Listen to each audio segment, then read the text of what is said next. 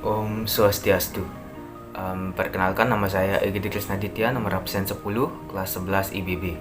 Pada kesempatan kali ini saya akan memaparkan materi Tirani Matahari Terbit dengan tokoh Joko Peki. Baiklah, yang pertama saya akan memaparkan bagian biografi.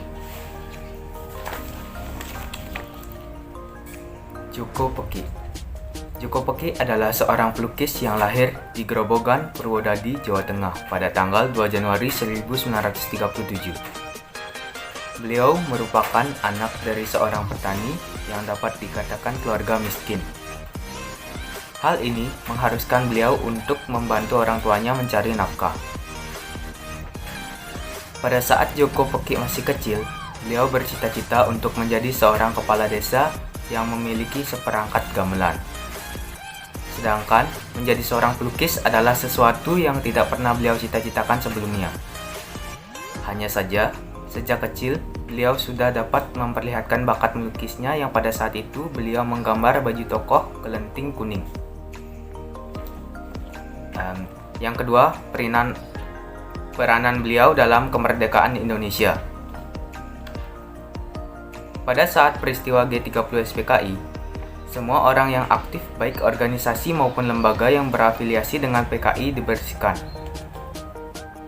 Joko Peki menjadi tahanan pada tanggal 8 November 1965 dan kemudian dipenjara di Wirogunan. Pasca penahanan tersebut, Joko Peki mengalami vakum dalam dunia melukisnya. Meski demikian, hal tersebut tak lantas menyurutkan jiwa seni yang telah mendarah daging. Terbukti pada tahun 1989 ia berpartisipasi dalam sebuah pameran lukisan di Amerika Serikat.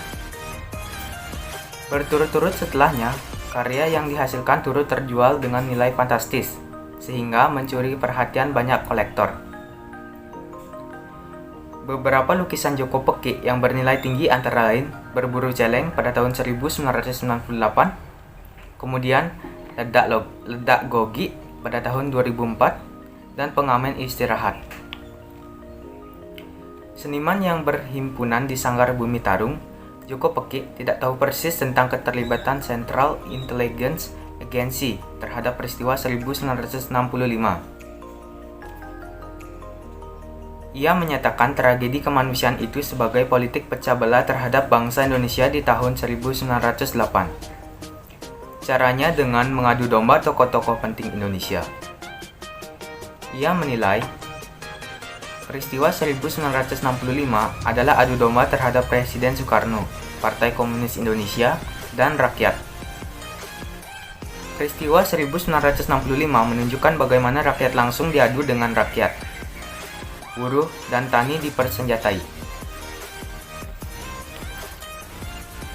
Alasan saya memilih tokoh Joko Peki karena beliau merupakan tokoh seni yang telah memperkenalkan kebudayaan seni kepada rakyat-rakyat di Indonesia. Beliau juga ikut berkecimpung di sebuah organisasi, yaitu organisasi Lekra atau Lembaga Kebudayaan Rakyat. Lekra adalah sebuah lembaga yang berafiliasi dengan PKI. Lembaga ini konsen terhadap sosial, kerakyatan, dan menolak imperialisme, kolonialisme, dan kapitalisme. Keaktifan Joko Peki dalam organisasi ini memberikan hasil ketika lukisannya masuk dalam 5 besar lukisan terbaik yang mendapat penghargaan pada tahun 1964 dalam sebuah pameran tingkat nasional yang diadakan oleh Lekra.